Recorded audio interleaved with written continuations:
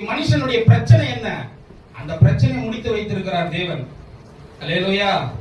4000 ஆண்டுகளாச்சு, ஆதாம் முதல் இயேசு கிறிஸ்து வரை.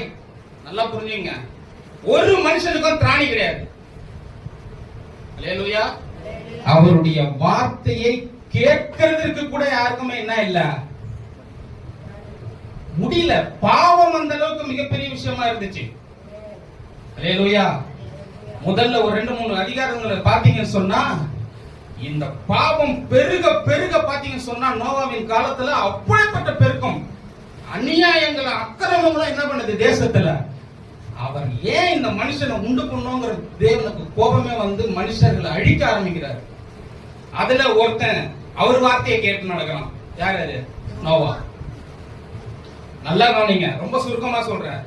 வேதத்துல ஆதியாகமத்துல இருந்து நீங்க அப்படியே கவனிச்சுக்கிட்டு வந்தீங்கன்னு சொன்னா, நமக்கு சொல்லப்படுற அத்தனை பெயர்களுமே வந்து பாத்தீங்கன்னு சொன்னா, அவரை விசுவாசிக்கிறவர்கள், அவர் வார்த்தைக்கு மதிப்பு கொடுத்து அந்த வார்த்தையை கேட்கிறவர்கள் நாமங்கள் மட்டுமே மகிமைப்படுத்தப்பட்டிருக்குது.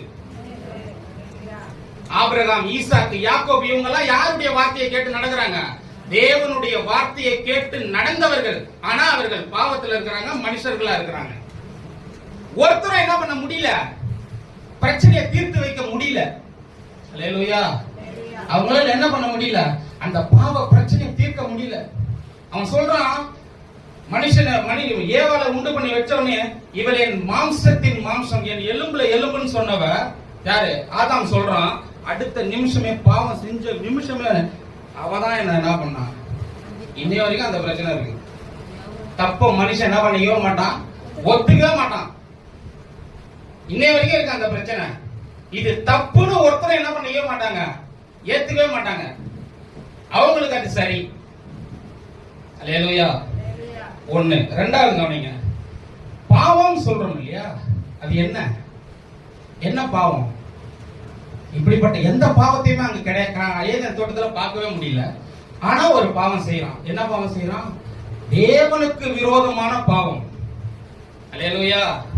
இன்னைக்கு கூட பாருங்க, தப்புக்கள் நிறைய நடக்குது. ஆனா யாருக்கு விரோதமா செய்யறோங்கிறது தான் ரொம்ப முக்கியத்துவம் வாய்ந்து, அதுக்கேற்ற தண்டனைகள் மிக பெருசா இருக்கும். இன்னைக்கு இந்த பிள்ளைய நான் அடிக்கிறேன்னு சொன்னா, இது ஒரு பெரிய மேட்டர் கிடையாது. அல்லேலூயா. ஒரு சின்ன பிள்ளைய அடிச்சிட்டேன் அப்படி அவங்க முடிஞ்சிடும். அதான் இது பிரைம் மினிஸ்டர் வராருன்னா, அவர் நான் அடிச்சா என்ன சும்மா விட்டுருவாங்களா? அடுத்த நிமிஷம் என்ன பண்ணுவாங்க, சுட்டு தள்ளுவாங்க. அல்லேலூயா.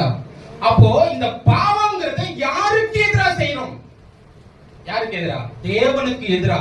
என்னை உண்டாக்கினவர், எனக்காக எல்லாவற்றையும் உண்டு பண்ணவருக்கு எதிராக நான் பாவம் செய்யறேன்னு சொன்னா, அது எவ்வளவு பெரிய விஷயம்.